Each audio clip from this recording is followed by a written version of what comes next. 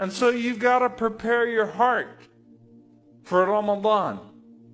You have to actually look deeply inside yourself and say, am I going to remove those things that would keep my heart from properly encompassing the beautiful meanings that are encompassed within the rituals of Ramadan, rather than satisfy myself with the rituals and not actually treat the heart that the rituals are meant to purify.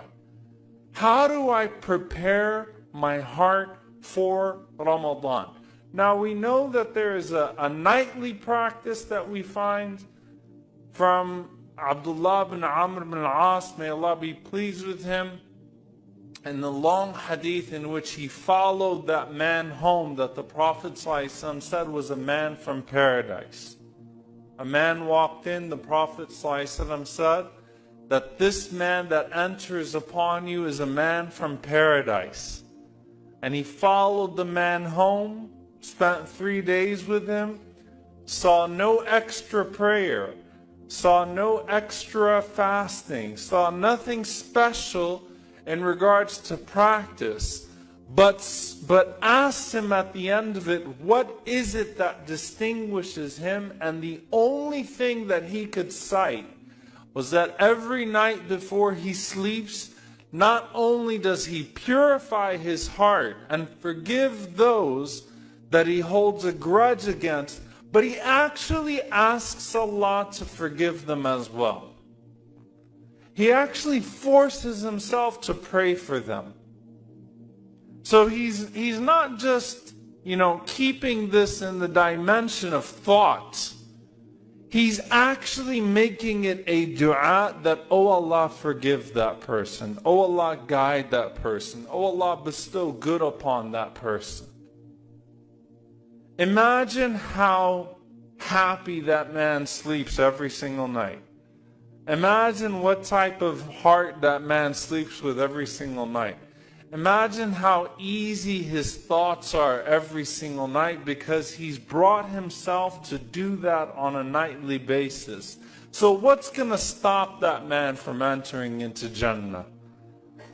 The goodness that you'd hope to achieve through prayer and extra fasting of purifying the heart. If you've gotten to a point where you're willing to put yourself through that type of practice every single night, what is going to distract your heart from Allah? Because ultimately that's what these things do. They burden the heart. They take their toll on your heart so that your heart doesn't have any space for your worship. Your heart doesn't have any space for love of Allah because it's too busy hating somebody else. Your heart doesn't have any space for prayer because it's too busy with envy. Your heart doesn't have any place for ibadah because it's too drowned in ithim. Meaning worship cannot come into it because of ithim, because of sin. We all have legitimate grievances. We all have people that have legitimately hurt us. We all have people that have legitimately wronged us.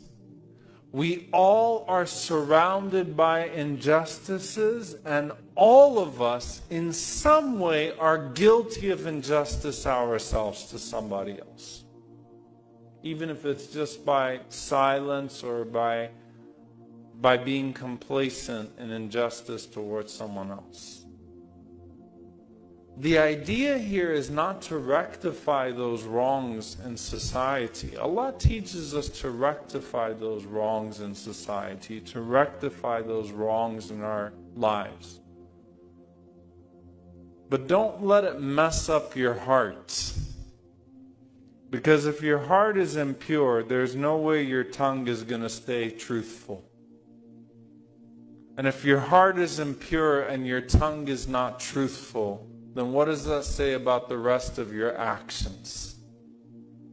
And what does that mean when you meet Allah subhanahu wa ta'ala? May Allah purify our hearts. Make them ready for Ramadan.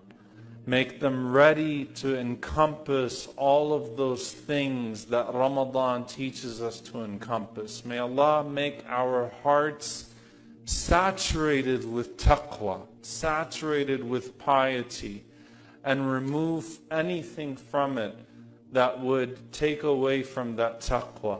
May Allah purify our tongues and let them be ready and prepared for the remembrances, the tasbih, the dhikr, the glorification and praise of Allah in Ramadan. And may Allah subhanahu wa ta'ala allow that to be the case with all of our actions. And may Allah subhanahu wa ta'ala look at all of our actions in the capacity of His mercy, not in the capacity of their performance. Allahumma ameen. أقول قولي هذا واستغفر الله لي ولكم ولسائر المسلمين فاستغفروا إنه هو الغفور